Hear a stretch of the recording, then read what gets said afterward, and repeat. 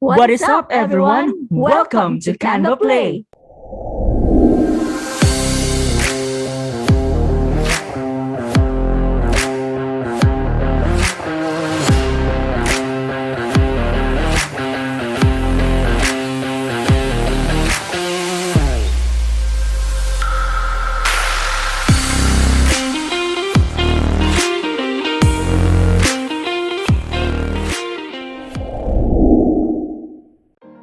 Hello, good hearts and godsends. My name is Godson B.A. Pinky and welcome to our channel Canva Play. Here in Canva Play, we make videos to share Canva design tutorials, tips, tricks, and hacks that will elevate your Canva skills for free. If you are new here, be sure to subscribe and turn on your notification just below this video so you don't miss out on every video we post here as we upload new videos all the time. With that said, I'm going to head on to our today's tutorial. In today's tutorial, I am so excited to show you how to create the human smoke effect in Canva. When you see the design that I will create, the first character that may come into your mind is Aladdin's Genie. And who is Genie? In Arab folklore, a genie is a spirit imprisoned in a bottle or oil lamp who, when freed, can grant wishes.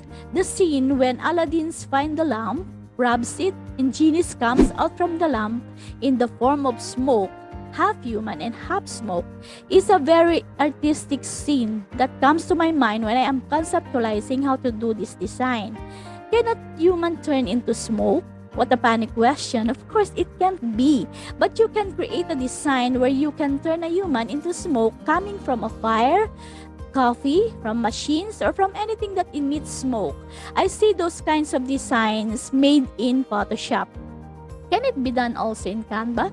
My answer to this question is, of course, it can be done 100% in Canva. Do you want to know how? Alright, then let's jump into Canva and start doing the design. But as we usually do, I will show you first the design that I will create.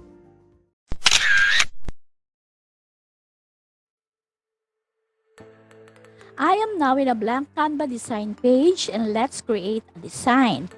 I will color first my design page with dark color. Any dark color will do to make the smoke visible to the eye. In this design, I will color my background with hex code hashtag 3F2204.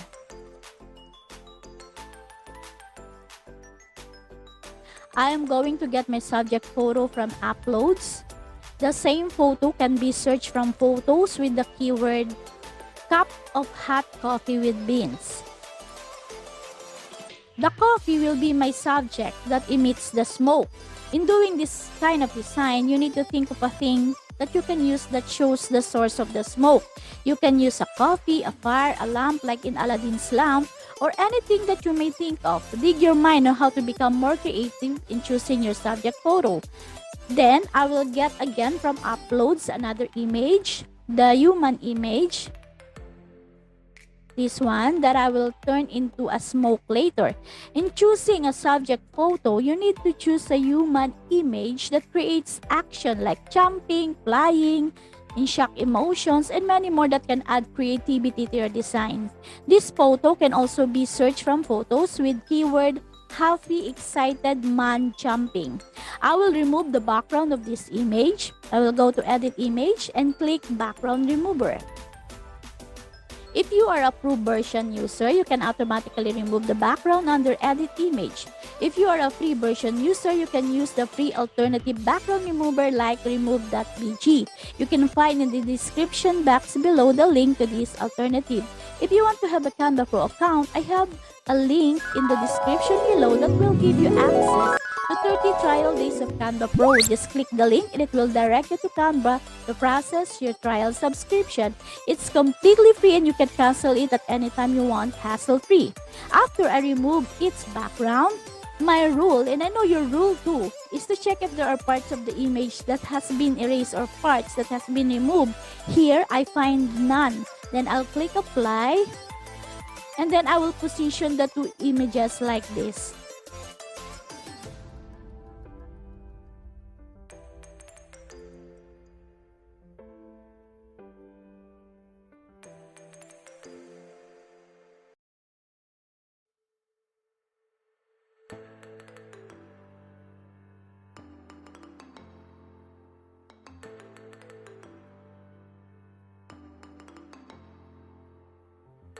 And I'm ready now to do the human smoke effect. I need to change the image colors in settings to make it look realistic. When a human is half smoke and a half human, the color of this image should also be a smoke-like color and aura. Here's the settings that you can apply to turn the human image like a smoke. Using the image, go to Edit Image and find Color Mix.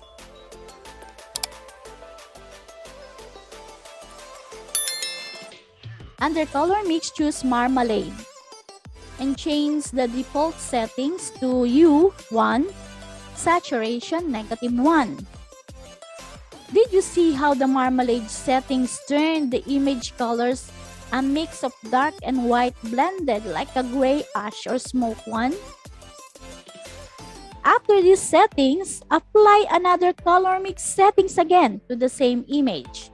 Using the same image, go to Edit Image and find again Color Mix, and this time find Glow and change the default settings to, but before that, changing the measurements, please note that the measurements may vary according to your image looks, like the lighting, the colors, and many factors that may affect your measurements.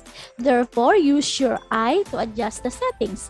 Like in this design, I use the following settings. For the strength, 1.05. For the size, 0. And retain the cutoff measurements to 0.5 and then click Apply. And see how the image looks differently by applying the settings I made. It became a smoke blending colors human.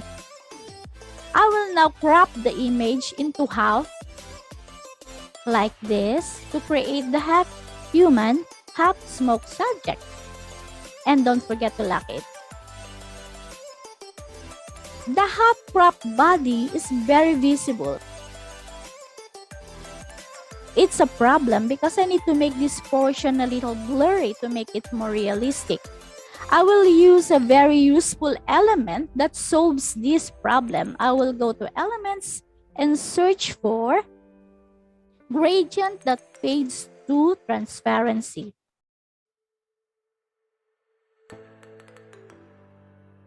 With the updated elements in Canva, you can find a lot of it from its stocks. Unlike before that it's very limited, now you can find almost more than a dozen of it.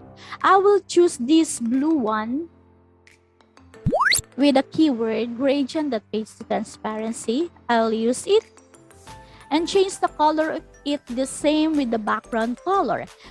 I will click the color tile and use the color picker to change the color of it exactly the same as my background color.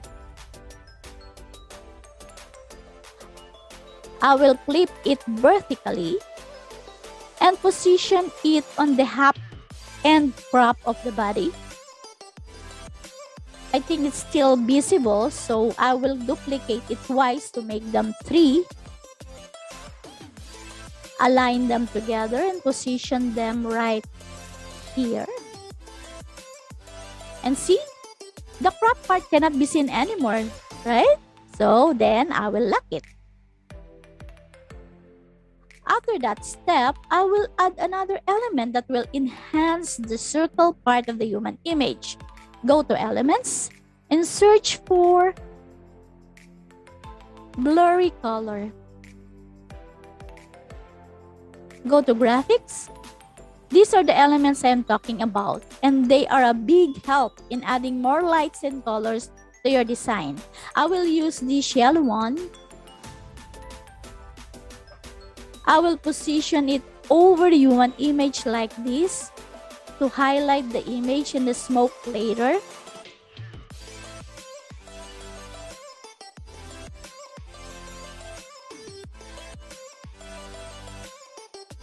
And then I will adjust the transparency to 40 so that the image behind can still be seen clearly. And then for the final touch, I will now add the most awaited element. I know you are very excited to see them all. Go to Elements and search for Smoke Effect.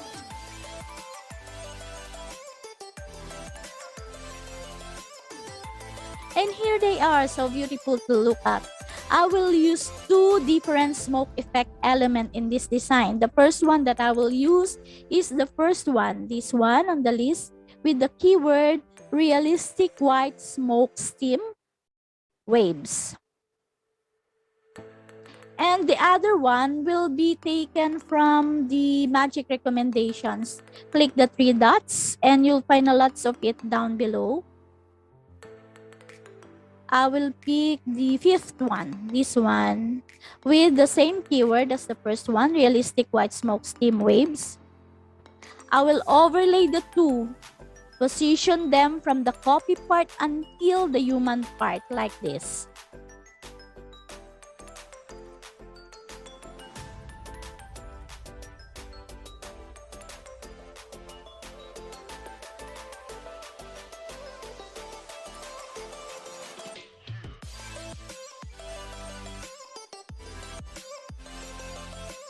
You can tilt it like this, and then you can add another one, duplicate, and then tilt it on the other side like this.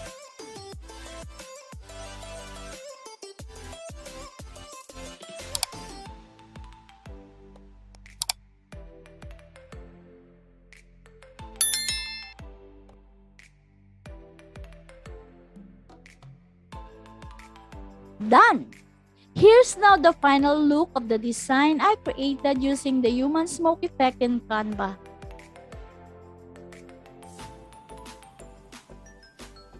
That's it!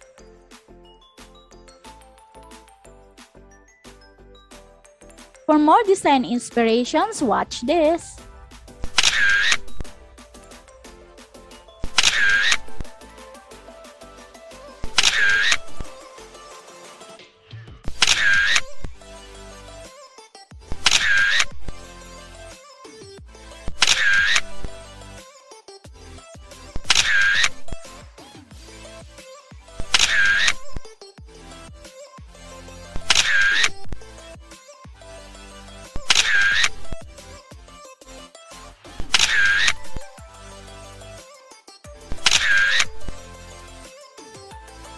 If you like this video, don't forget to give us a thumbs up, and to be updated with our upcoming videos, click subscribe.